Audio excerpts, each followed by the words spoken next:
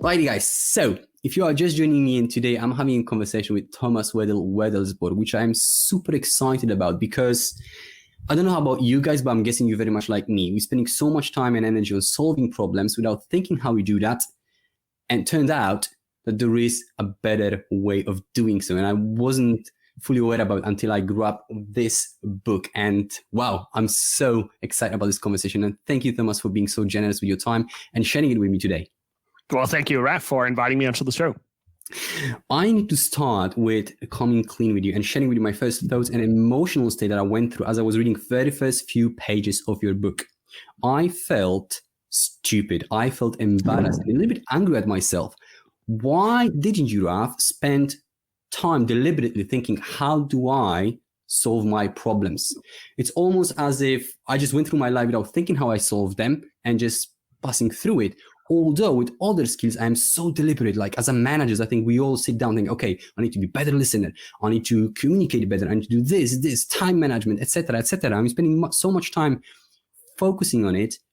And I didn't spend enough time on getting better at solving the problems. So my question to you is, am I the minority or there are more people like me? No, you are in the vast majority. Like it's been so interesting for me to see that we are really good at solving problems, but the ability to understand what problems to solve. So that the problem diagnosis or problem framing, if you will, that's just like a huge missing link.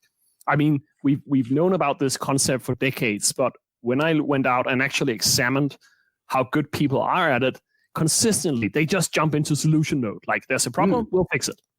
85% of the CEOs that I spoke to in a survey, they basically said that their companies tend to waste way too much time, money, energy solving the wrong problems because we so automatically just switch in and say, oh, there's a problem, let me fix it, and we're good at that. But then sometimes we end up solving the wrong problems or not finding a good creative approach. So if it's any comfort, you're definitely not alone. And that's really why I wrote the book and I've done the work on trying to upgrade people's ability to solve problems, really. Oof, I feel just a little bit better. So we're just following that theme. I know you've done that research and you've been working all over the world with different cultures, different level of management, which is all important because once you understand one another and where those problems come from, I'm curious to find out what are the key findings, the key traps that we're falling into with problem solving. You've mentioned one that we quickly jump into solving the problem. What are all the things that you found? I think the second biggest one is really this idea that problem diagnosis needs to take time. So there's like, I think most people, if you tell them like, hey, you actually need to think about your problem, not just your solution, they'll agree. That's like, yeah, sure. But then the wisdom we have collectively is kind of, well, the way you do that is you go 2 weeks to the mountains and think deep thoughts about your problem and so on. Yeah. And that doesn't work. Like, listen, you will never have 2 weeks to go to the mountains for the vast majority of your problems that you're facing. And so weirdly enough, this has been perpetuated. You know that Einstein quote, which is not actually from Einstein about, if I had... if I had an hour, I'd spend 55 minutes defining the problem and then 5 minutes solving it.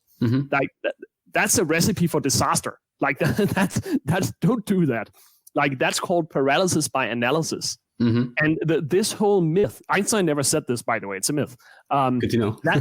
that whole myth has just convinced people that, well, I know it's important to think about the problem, but we don't have the time to do it, so we better just jump into action and kind of solve it. And so one of the key points I make in my book is really to say, no, you can actually do this in 5 to 10 minutes. Like this is something you can do on an ordinary Wednesday afternoon. Whenever you have a problem, you can spend a little bit of energy making sure you're actually solving the right problem, instead of just blindly charging ahead and then finding out 3 months later, oops, this wasn't actually the problem that the client cared about, or whatever it is. So I think that's the key other mistake I see, thinking that you need too much time to do it, and that'll never happen. It very much reminds me when people think, well, I'm the manager, not the coach. I don't have time to sit down with you for an hour or two and then just have those conversations. No. Coaching is not it's not about that. Yes, you can do that, but there is a lot more value to it when you do it on the fly, when you do it on the go. And it's very much what you're saying is we can actually fix those problems quite frequently in real time almost, when just not taking that much time. Such a beautiful comparison, because I think the same thing with feedback, right? A lot of people think about feedback from their coach as this annual ritual. Like, oh yeah, we sit down once every September and we have a half-hour conversation about your strengths and weaknesses. Kind of like, no. It has to be, if not a daily, then at least weekly habit that you have this practice of just giving very smooth, easy feedback in small increments. Yeah, absolutely. Exactly the same thing with problem diagnosis. It has to be a habit of mind, something we do fairly easily, fairly quickly, so we can actually do it in our day-to-day life. Yeah, I like to draw the examples from the world of sport as former professional athlete. And I always say that imagine yourself if a football coach in Premier League or any other professional football just sat down with your team every 3 rounds or every month to analyze the games and give the feedback to players. Very much like if the coach would look at the 10 games in a row, then sat down and define the problem and try to solve it, it wouldn't work. You have to respond on the go, and you have to just develop this habit, as you mentioned, reframing it on the spot, right? So I would love to have a conversation around the reframing part, because that's the part that really resonated with me so much. I went like, whoa. So could you tell me and ask a little bit more about the reframing process? What it is? I'll share an example. I found the best way of explaining it is by sharing the example I call the slow elevator problem. Mm-hmm. And the slow elevator problem is you imagine that you are the owner of an office building and that the tenants in the building, they are complaining about the lift. Like it's too slow. Now, most people, they just take that problem for granted. Like they take the framing, okay, the problem is that the lift is slow and now our job is to make it faster. If you talk to landlords though, they will typically suggest a different way of handling that, which is not to make the elevator faster, but to put up mirrors in the hallway so people go like, oh, I'm busy. They look up, they go, oh, that's beautiful, and they forget time. Yeah. The mirror example, or the elevator example, I like to share that as an example of what reframing is really about. The core notion is, whenever you have a problem, instead of just taking it for granted and solving it, then you actually spend a bit of time saying, is there a different way of thinking about that problem? Is the problem really what we think it is? And in this case, like the mirror, clearly, the mirror doesn't make the elevator faster. It solves a different problem, namely that people are annoyed by the wait. So the central act, and this is what reframing is about, is that step from saying, okay, what's the problem? Now, how can we rethink or reframe what that problem is really about? So I think that's the simplest way of kind of sharing it quickly. I love it. I like it. And when I think about my time as a manager and even my personal life and our lives, when we are being given the problem, we think, okay, we've been given the problem that we have to solve, almost like, hey, here's the puzzle, solve it. And you look at the puzzle, okay, I got the puzzle, now I need to solve it. The first solution comes into my mind. And because it feels good to solve the problems and have the answers, you say, hey, this is how we're going to fix it, because we, quote unquote, improved it somehow. We feel good about it. We're busy. We don't want to spend more time about it. So first thought is that, again, quote unquote, the right answer. And I'll just follow through with it. And we just perpetuate the same circle. And by the time we know, as you mentioned, is that common wisdom of, hey, here's the problem, give me the answer and move on. And we don't even stop and think. What you're saying, when somebody offers you a problem, or if you face the problem, ask yourself, is that the right problem that I'm solving, right? Yeah. Yes, exactly. And I'd add to that, if you really want to make this more impactful, you want to have a couple of people you do it with, because there's something weird about, we have a problem, but we can be too close to our own problems to see them clearly. And so you can try to reframe your own problems, and you can, but it's just much, much faster, quicker, and more powerful to, like, if you can get 1 or 2 colleagues or friends to invite them into that conversation and say, hey, I have a problem, but I'm not actually sure I'm thinking correctly about the problem. Can you ask questions? Can you help me challenge my own thinking on this? Very, very powerful shortcut to basically spotting your own blind angles, if you will. So it's a little bit more of a team practice almost than an individual skill in some sense. Yeah, and I like that advice, because again, from human nature, we're a little bit biased, and if we assume something, we want to prove ourselves right, and we just dig that hole, just go through that path continuously. And the longer we go, the further away from the problems that we're trying to solve we are, and then we're wasting that time and that energy. So I like just the idea of, hey, ask someone else, whether it's your coworkers, your spouse, someone else, to just look at the same problem. Now, you already kind of mentioned, but I just want to capture it as well. How do I frame the question to my people around the problem itself? Because I've got a feeling that especially the leader, the most influential leader, the one that is at top, the way they ask questions and present the problems and solution and mentioning this is possible solution or so, already creates a barrier from that brainstorming. So how should I approach that question in that request? Yeah. I think you share the problem, but then you make clear to people what the intent of the conversation is. So there's no magic formula, but the very simple sentence that I often ask is kind of, are we solving the right problem here? To deliberately, especially as a leader, instead of taking that usual role of saying, I have all the answers, going in and saying, folks, we have a big problem with this client. I'm not sure we understand the problem correctly. What are your thoughts on it? Like, how do we need to think differently about the problem before we go out and deliver this solution for them? And typically, many of the professional whether they're coaches or consultants or they'll tell you that if you talk to a client and a client has a problem, like 2 out of 3 times, it's actually not that problem you need to solve. They ask for one thing, but what they really need is something else. And it is your job to go in and figure out, wait, what's the underlying need here? How do we genuinely help them versus just giving them what they ask for? So kind of feeling like it's so describing is what with the feedback problems. I'll go to it. We'll talk about a little bit later on. Now, so when you've mentioned that having that conversation with your team and presenting the problem, the first thought that popped into my mind that if I was managing the teams again, what I would share your story about the elevator. And then if I would go and ask my team to join me, I would go, hey, I've got the elevator problem. And here's the problem. So I'm immediately telling them that there is something probably wrong with that problem and I'm looking at it from the wrong angle. Can you help me? So I would proactively go and say, hey, this is the story. This is how we tend to approach it. We're going to work on it. And every time I'm facing problems, I'll go, hey, I've got the elevator problem, guys. I need your support.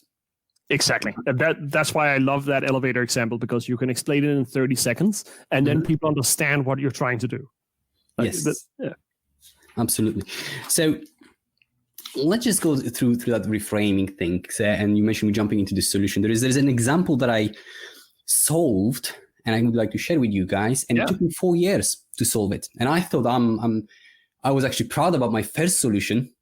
And then I discovered that my framing was good, but then the solution was wrong. And that may be something that you also discovered. So for those who are listening to podcasts and audiobooks, then you might face the same challenge like I did. And that was that, hey, it's great to be inspired. It's great to have all that knowledge and wisdom, but I can't put it into the context. I can't put it into practice because I forget it. So just overload with the data. So I thought I need a better ways of capturing it all.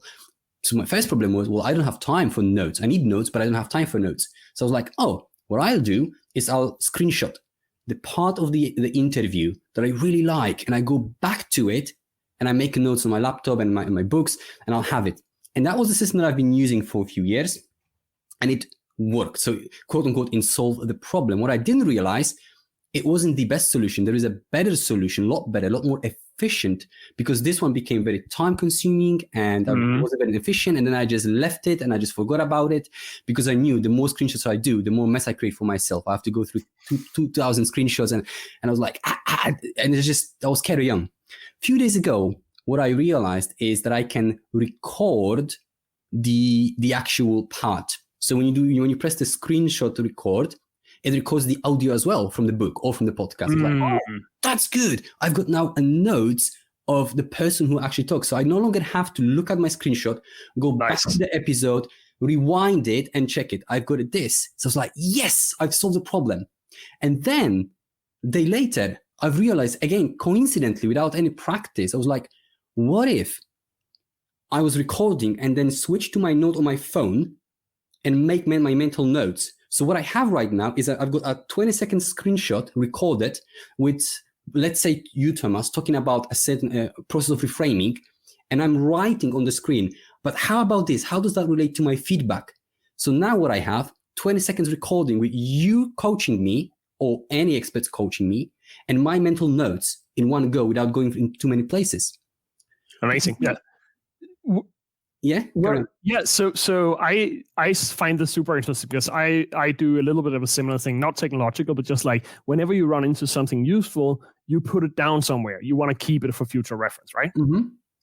My own thinking on this evolved a little bit, and my goals may be different from yours here. But the question for me is, I'm thinking about this problem as storing for later retrieval. Like I have this idea that I build a library of interesting things that I can then somehow access later. But when I think about it, my real goal is not to have that library. My real goal is to put it into practice. Yeah. And so what I'm trying to make myself do, whenever I run into something really interesting, I try to force myself to use it within the next 2 or 3 days. Because instead of it like lying on some imagined library shelf, electronic or otherwise, then maybe I can start building it into my habits. And I think that to me is the ultimate goal for many of the things that I'm trying to learn is not just understanding it, but actually getting it into practice as well. And that might be a slightly different problem to solve for than what you're mentioning here. It is. It's essentially the both are to me are important, but I wasn't even considering that part to put it into practice, because in my head, if I start it and come back to it, at some point I'll put it into practice. But by reframing the problem, then you already more focus and you're more likely put into practice and memory. So I really like it. But from that exercise only, from the podcast, I realized a few things that perhaps the initial framing, well, you just proved maybe the framing wasn't that good, or maybe there are 2 framings. I thought the framing is good, the solution was good, but it wasn't actually. And what was interesting to me is that I figured it out coincidentally. It wasn't something that I've done on purpose. I didn't sit down and then do it. And it was kind of like in the moment, reframing it just because it happened. But I want to get better at it. So I'd like you to help me get better at reframing. So let's just imagine for a second that I'm, again, a manager who's got all this passion and willingness to change the world and to be the best possible leader. And I said, you know what, actually problem solving is something I need to focus on. Where do I start? I would say we covered a little bit the process, which is really just to go in, state the problem, and then get 1 or 2 other people to try to help you challenge your thinking on it. Now, let's kind of look at how you get better at actually doing that. What I did in my work is effectively to surface some strategies for questioning that are more powerful than others.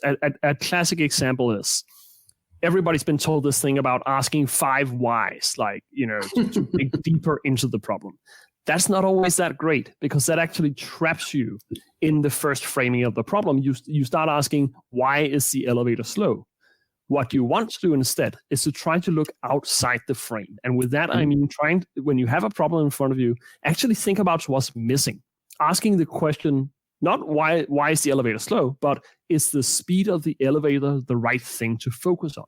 Or is there something else going on? Are the tenants super angry with the landlord?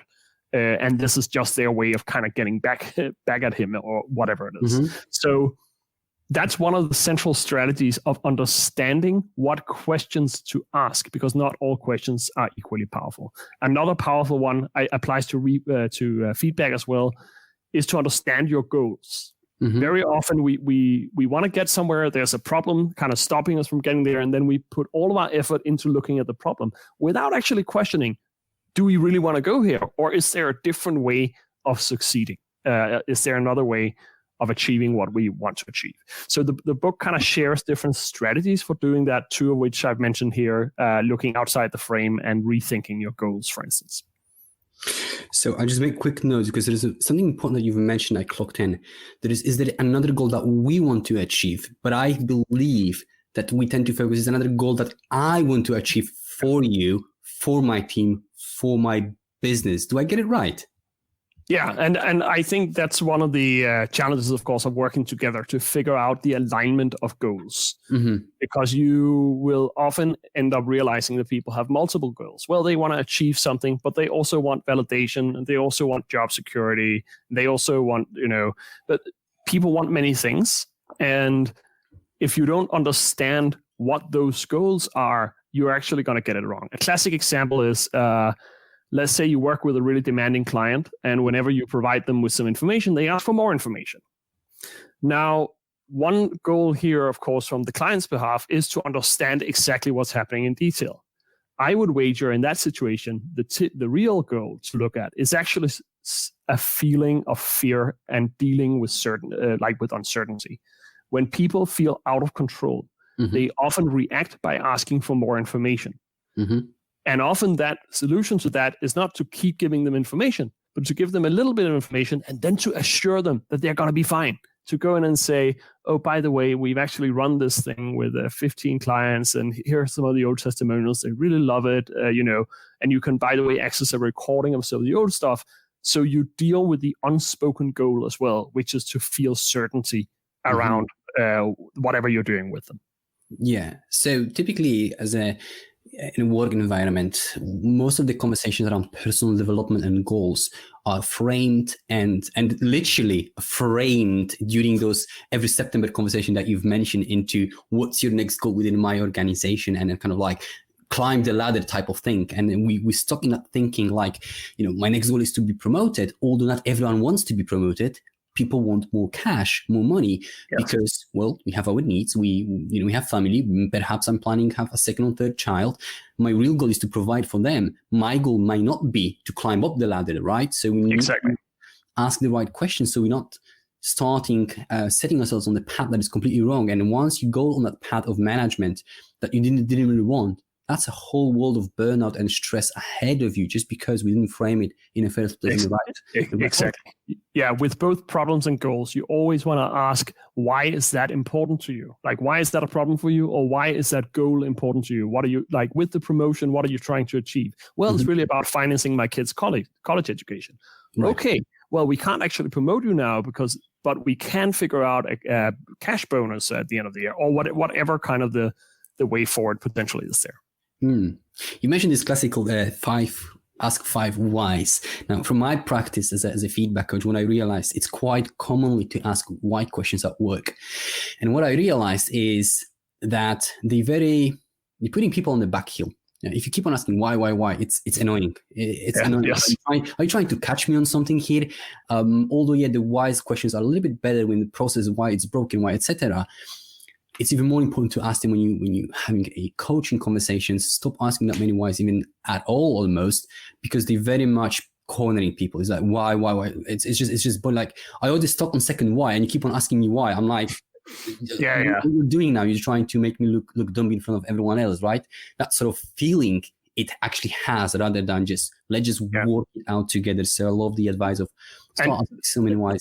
There's a huge component you're pointing out here, which is around the trust. Like, if you're coaching somebody else, like, do they feel that you are on their side and that you're genuinely interested in understanding their problem and their goals? Or are you just kind of an annoying manager pushing them to, without respect for who they are, how they think about the world? Got it. So I would like to, Thomas, work through a little bit around, let's just solve some problem. And one thing that I would like to maybe discuss is very close to my heart, which is a feedback. And so let's just use a little bit of your expertise and see if my things that I arrived to, my conclusions, are the right one, or I can expand on it. But also I'd like to provide a little bit more context to everyone else, how we solve certain problems. So again, I'll go back to the idea of me being the manager. I want to change the feedback culture in my working organization. And Great. And one of the first questions we ask, so why we have problems with feedback, is typically people start mentioning, well, because managers don't know how to provide it, because people don't listen, people don't like feedback, and so on and so forth. And what we typically end up with is trying to solve that problem by improving our skills to provide the feedback, which I think is the wrong place to start, really. But let's just wind it back. So if I want to improve my feedback culture, what question I should ask myself first to reject that commonly known wisdom and assumptions that I already have, because I already have those assumptions, right? What would be the first sort of question that I should need to ask myself? I'd say the first one is, what's stopping you right now from having a better feedback culture? Because there's not, again, remember, I'm all about not applying the solution before you understand what problem you're trying to solve. And you might actually realize that there's different things at play. Like, is it fear that's stopping people? If it's fear, is that justified because people get punished, or is it just kind of slightly irrational that people have this? Is it that they don't have role models who show this? For the listeners here, before we started this call, Raf told me it was okay to swear on the podcast. Like, people don't do that, but when you see somebody else doing it, you think, okay, that's fine. So my initial question would actually be to diagnose what's going on in your workplace right now, since people don't give good feedback or proper helpful feedback to each other. Is it lack of skills? Is it lack of a process? Is it lack of the understanding of what feedback should do? Or what's the thing? And I'm curious, by the way, I'm curious, Raf, to hear, like, what would you say is the biggest barrier? Like, what is stopping good feedback cultures? So there are two different answers that I need to give you. There is one that is Raf today that will share that with you, and there is Raf, me as a manager, who would also fall into that common sort of wisdom. Now, one trap that I felt right at the beginning is that because I'm a former pro athlete and I'm so wired into feedback, my understanding and relationship with feedback is different than most people. As in, I really understand the value of it. And here's the thing, we all understand the value, but as soon as we have the conversation, things are going completely different. You already mentioned the fear and the lack of skills. The lack of skills will be the first one. Like, managers don't know how to provide. I don't know how to tell people not to upset them. So we are framing this goal and putting it in smaller boxes that ends up with, I don't know how to provide. So I need to get better at providing the feedback, which is only a very small part of solving that problem, because the real problem, I believe, is elsewhere. It's part of the solution is getting better at it, but the real problem that people respond in a certain way to the feedback and how we feel when we're about to provide the feedback, it's driven by something else. It's driven by that fear. And there is the emotions that feedback tends to trigger. And I think now we have to stay focused on that and drill a little bit deeper why that is, rather than, well, people are scared because of what? Because I'm not that intimidating. What they're scared of? Why they're scared of me? It's on them. It's snowflakes. It's millennials. It's that. And we're just kind of like drifting away from the real root cause problems, I believe. Right. So, yeah.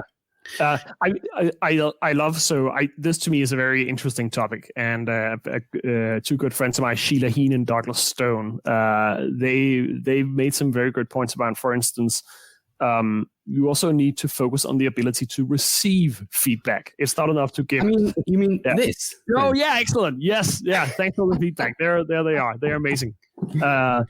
And I saw another really good point here. Last week, I was speaking in a program where the other speaker was Stanford professor Jamil Saki.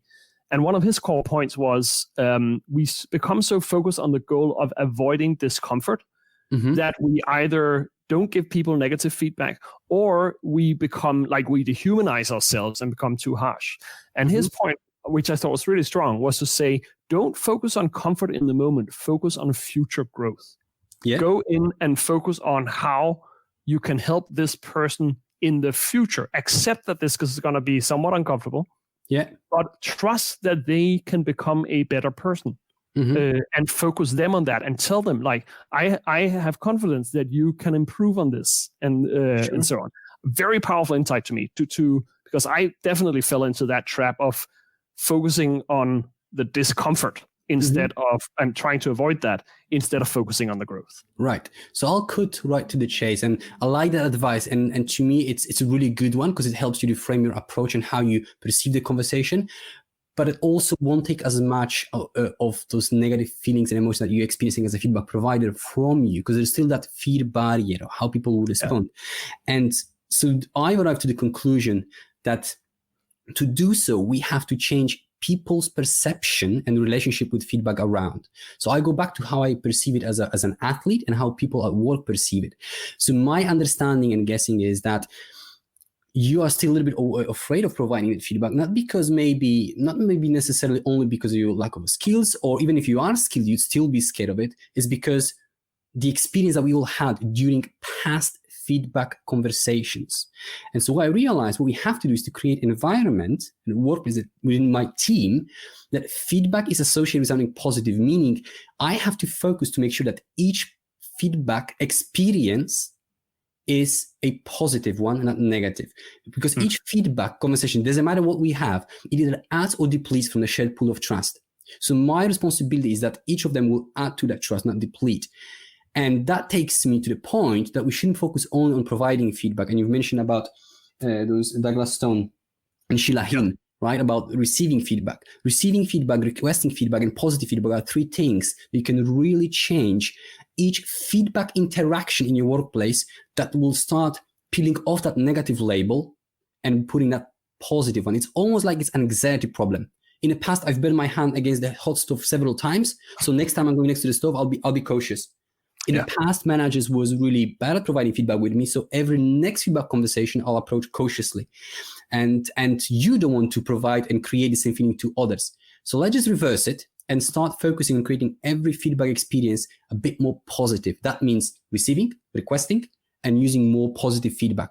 And with that, it will help people understand that your intention is good, is right, and you will earn that right and that trust to challenge people.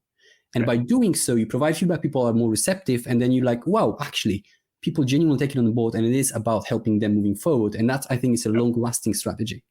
And I think there's a very important point in when you were talking about a positive feedback experience, doesn't necessarily mean that everybody's sitting and laughing and smiling. No. It means that maybe a week later, you think back of it as a positive thing, something that made a difference. So it's not necessarily about the kind of the immediate mood. It's about, did it have a positive effect? Like Yes, 100%. So as you can see now, I've stopped focusing on the typical common wisdom of being trapped into, I need to get better at providing feedback. Because when clients are reaching out to me or managers asking me questions, how do I get better at providing feedback? As in, they already define the problem and bring it to me. Help me get better at providing feedback. And that's not the actual problem. We need to change people's relationship to feedback by doing those things. I'll share an interesting reflection I had on feedback, because there's so much common wisdom out there about how to do it. And one of the things is like, start with something positive and so on. I think differently about that. My own experiences is like, so when you do a lot of speaking as I do, people are kind and they come up and they say, hey, that was great, or something similar. And that's always nice. But if I'm honest, I'm not quite always taking that in, because it's a little bit performative. It's super nice. Then there's a guy who came up to me and said, hey, I love your show, but those 3 slides, they suck. Like those 3 things you did there, you can't do that. That doesn't look professional. I immediately started listening. I loved the guy because suddenly he was giving me something valuable, and he was right, and I hadn't thought about it. Yeah. And he broke the convention. Like if he had started with a long blah blah about how great the talk was, whatever. But interestingly enough, it worked much better. I took him more seriously because he came in and he dared put something straight away uncomfortable, instead of that like beating around the bush blah blah blah when we know something unpleasant is coming. Instead of just saying, hey, this didn't work, let's talk about it. The other things I loved, but this didn't work. So yeah, I don't know if that's been your finding too. No, on point. And now let's just stop a little bit longer on that being nicey right at the beginning before the shoe will drop. And looking at it from the perspective of positive experience. By the time you get to hear the real value, your mind and your body will be consumed in wondering what will happen next. Like the uncertainty is killing us, right? And so we walk away, yes, with the learning point, but also your mind will register another unpleasant feeling for such a long time, uncertainty, that you want to avoid it in the future again. So when somebody starts with this feedback sandwich, what it's called, it's like, but what will happen next? If you go straight to the point, hey, this is what I didn't like. Of course, there's got to be a different ways of providing it. However, what you appreciate is that honesty, and that helps you get better. Now, my experience is the same thing. People are nicey, are evasive and beating around the bush because they want to, avoid that discomfort, as you've mentioned earlier on, of upsetting people, right? So they're playing safe. So that's what you get. It was nice. It was good. Well done. Yeah. But then if the feedback is always like that, number one, you don't learn. Number two, you start questioning people's intention. Now, your audience is not the same every day, but if the manager is doing it for their people, like, hey, that was good, that was really good, eventually we start questioning their intentions and credibility. Like, is that all you have to say? It feels nice to be say good job, but there is no context. There is not meat on that bone at all. Yeah. So it's got to be a little bit more than just that. But you're on point. If somebody breaks that convention and really gets to the point and helps you grow, you walk away thinking like, wow, my next presentation will be different, will be better because of that guy, because he wasn't afraid to share this feedback, wasn't avoiding that discomfort. He was sharing it with me because he knew he had that conviction that's going to help me in the future. Yeah. So I love it. Spot on. Absolutely. So here's the thing, like one thing that I made a note around those feedback notes, because I quickly jump forward with it, is that we've mentioned a few things. Now we've mentioned fear, we mentioned this lack of skills, and they all partially right. Now my concern here is that I cling into one that works for me the best. That is that common wisdom, as you mentioned, that most people tend to think that what I believe is the right problem. Again, consistency bias, we want to prove ourselves right. So if I believe that the skills is the real problem, I will write the fear part, but I will neglect it because I like that solution. I like that problem because I think I can fix that quicker. Yeah. How do I avoid that? And how do I escape from this trap of doing so? The first question is, of course, whether you need to escape it, because there's we often use a specific tool because it generally works on most problems. Mm-hmm. So, this is a classic. If you give a boy a hammer, he's going to treat everything like nails. There's a reason we have favorite tools, and that's okay. It's not wrong to have a favorite approach. You probably have that favorite approach because it has worked for you in the past. What's important is to recognize when that is not working. When, let's say, you have somebody and you tried your approach with feedback on this person 2 or 3 times and nothing's really working. At that point, you need to take a step back and say, wait, what's going on here? Instead of just pushing forward more heavily, giving more feedback next time in stronger language or whatever it is. Like basic thing, maybe it's you realize with this specific person, it's actually not the knowledge they're missing, it's the know-how. Like they want to improve, but they genuinely don't know how. A fascinating study I remember from a book on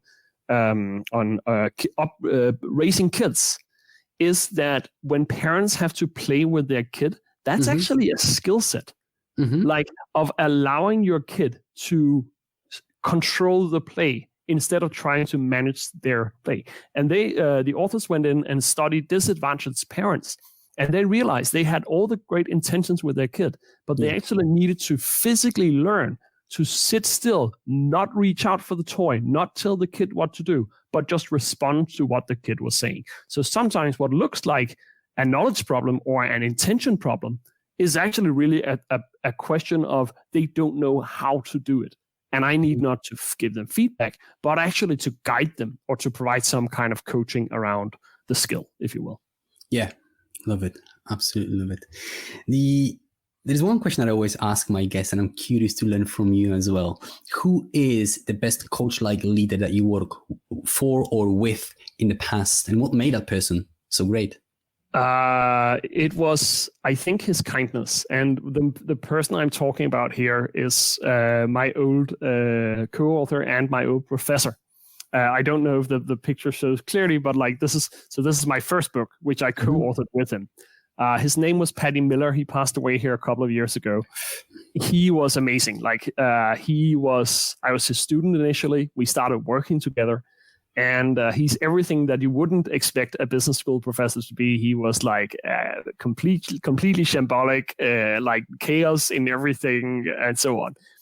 He was magical because he could go in when most people, they're very planned. Like say you are giving a talk or you are running a session with some senior executives who come in. A lot of people me included, would go in and really plan that session carefully. He challenged me. So he said, okay, that went great. Next time I want you to teach that same session, but no slides, no plan. See how it goes. Like he taught me to improvise. And he did so by just throwing me into the lion's pit. And I when I think back of it, like, he was both amazing at putting me in positions that I couldn't fully handle, and trusting that it'll come out all right. And I think, again, he just had a fundamental kindness to him. You knew that he was on your side genuinely. He was not trying to, well, he was also trying to achieve things and do things and whatnot. But you had you could just feel on his character that he truly, genuinely cared about you. And I remember there are many other professors whom I spoke to, and they were interested in working with me and so on. I said no, because I didn't have that feeling with him. On paper, he may not have been the ideal person, but in reality, he was, because you could sense he was fundamentally a good person, and like he cared. And I think that overrode anything else with techniques or with methods or whatever. It didn't matter, because you knew the underlying intention was there. And I should say, he was open to feedback as well. Like, weirdly enough, at that time, I was like a student. I was a kid. He was 30 years older. He was an esteemed business school professor. In that situation, many professors have a big ego and wouldn't accept feedback from a student. He embraced it. He was immediate. I remember I told him something, hey, we could probably do that better. And said, like, yeah, I think you're right. Let's try that next time. And then we tried it next time. That was amazing, because suddenly you're like, wait, this person is actually open to receiving feedback as well, not just to giving it. So he's made a huge difference in my life. And also, I'm guessing it feels good when you can actually help someone else who's helping you so much. And I'm guessing you're very much like me in that aspect. I'm always looking for ways to pay forward if someone helps me.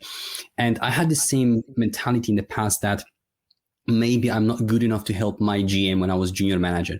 I can't help that person if I'm this person. Today, I'm thinking about it differently. I can contribute to in anyone's life, because I don't have to be that expert. I can share, I can contribute back. Exactly. But it feels good. It feels good when somebody else is like, yeah, let's take it on board and let's move something. Let's move forward with it, because people are, absolutely. And I think a key distinction there is, in order to help people, you don't always need to have the solution for them. Sometimes all you need to do is to tell them how they come across to other people. Like, literally saying, hey, just so you know, but when you're in meetings, I've noticed that you, when you're trying to listen, you actually look like you're angry.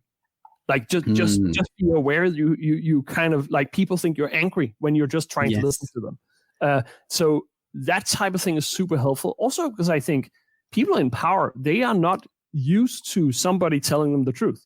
Like, it's a little unusual to go in and confront them with something. So I think that can actually be a very powerful thing to do, even no matter how junior you are. You can actually go in with the right intent and give valuable feedback to senior people on something they may not have thought about. Thomas, did you know, like, I got the same feedback, slightly different, that you just mentioned, that changed my life and my perception as a leader, as a manager. I was unintentionally harming how I'm coming across, and I wasn't sending the signal that I wanted through my body language. So here's the context. We were sitting in management meetings, and it was like 12 of us, always between 12 to 14.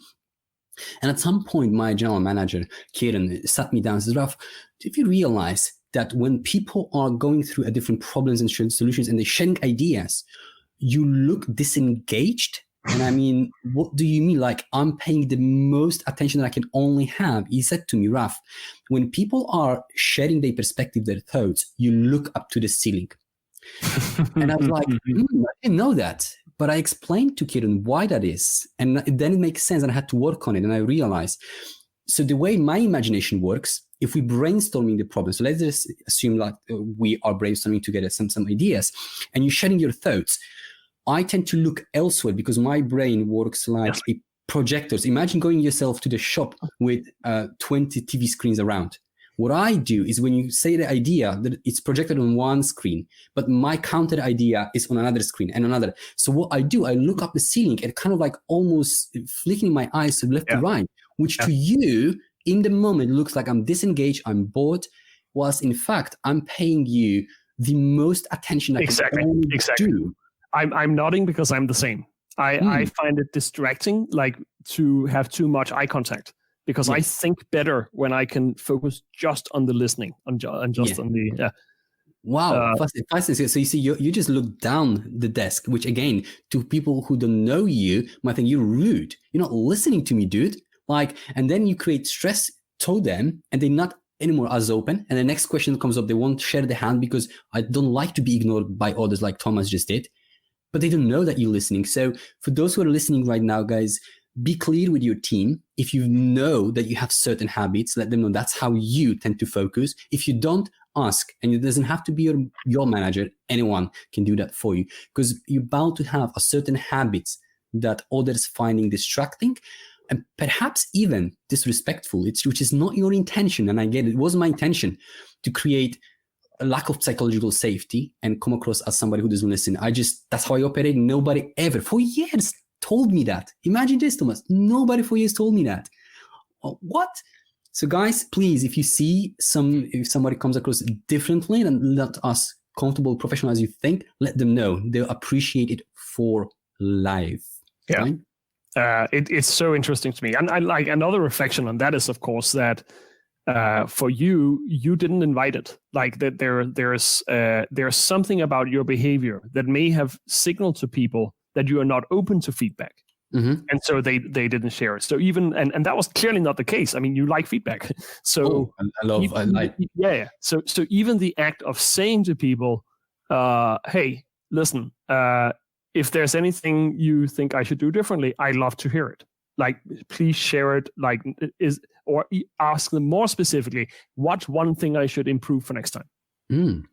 Just almost forcing them, or at least creating the room for them to say, you know what, that thing didn't work. This could be better, or whatever. Sure. And I'll just add another layer to it to be more specific. Let them know what you're working towards. So if you figured out that you want to work on your body language or come across as a good listener, say, hey, I want to come across as a good listener. Are there any moments when I'm coming across as not? Are there any moments that you find that I'm switched off? Let me know when that happens. And that's just like you literally pinpointing, this is what I want. And we go back to what people tell you when you're coming off the stage. Hey, this was really good. This was really nice. Another mistake that managers tend to do is say, hey, how was my presentation? How was my shift? How was my this? And it's so vague that people will play safely because they don't want to hurt your feelings. They will go, everything was good. It's performative. Because what you're really asking in the moment is you're asking them to figure it out, what it is that you want to hear. And that's already uncomfortable experience for me. Right. So, hey, that's the one thing that I want to know from you. And that's what I'm trying to work on. Let me know. And that's all it is to it. Yeah. And there's so many things you can do to like, so for instance, I give a lot of talks. And one of the best ways to get feedback is to incorporate the feedback in the talk. So instead of saying, we're going to send out an email tomorrow with a link to a survey, no, spend like towards the end, ask people on the call, tell them, I have a final case I want to share with you. But before we go there, could you please just like, there's a link in the chat, just like answer 1 to 5 and give me one comment on what it is. 2 minutes to do that. Here's some music. And now here's the final case when we're done. Like super simple, but you can do so much to just get feedback from more people, no matter what you do. Incorporate it into your meetings if you can. I like that idea. Love it. There is a very last question that I'm curious about because I work around feedback, and what I benefited from it really the most, I believe right now, is when I'm raising my kids. I'm 16 years old, Nathan, and 9 years old, Xavier. How did you benefit from writing this book, and how does that your solving problem skills help you the most, or the areas that help you the most as a person, as a Thomas, in your personal life? I mean, I use it in a lot of areas of my life. One of them, for instance, in thinking about my relationship to my parents.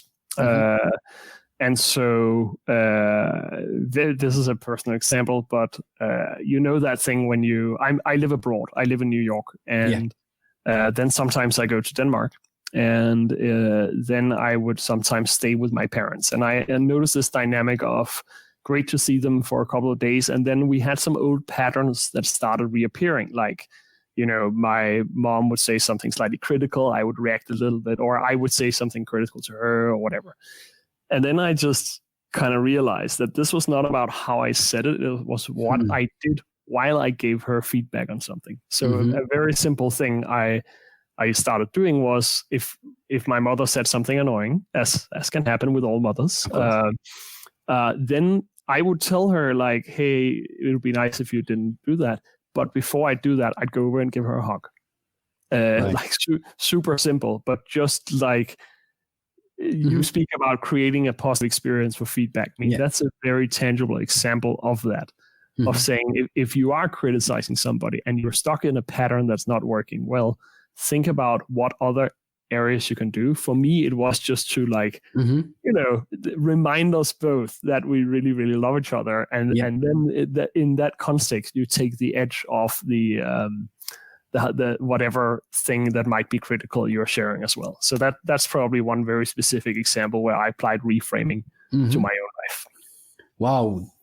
What a beautiful way to finish the episode. I'll tell you why, because this is another thing that I think we get stuck and we associate problems with ways of working. And, we talk about apps, we talk about, podcasting, we talk about other problems, forgetting that it's also applicable in humans' relationship, in one-to-one with your parents, your spouse, your kids, your employees. You can use the same methodology when you are working on relationship with others. Wow. Yeah. You have the book behind you, but one of the core things I realized working with this method is people use it as much in their personal lives as they use it at work. And I think that's true for all good kind of methodologies, including feedback, that they are applicable to the whole of our lives. Yes, I totally agree with you. Thomas, wow, what a conversation. I'm going to edit it and listen to so many times and make notes. Thank you very much for being so generous with your time. Now, I know that you are on LinkedIn, but not as active over there as you are on Twitter, right? So that's when we can connect with you and engage with you a little bit more. Of course, there is What's Your Problem book, and I highly, highly recommend for everyone to get it. There is also audiobooks available to you guys. What else we can find more things about you and learn from you as well? There's the book's website, howtoreframe.com, which both has some resources, some checklists, theory overview if you're into that type of thing, and additional other goodies there. And there's a mailing list as well. If you want to follow along, you can sign up for that there.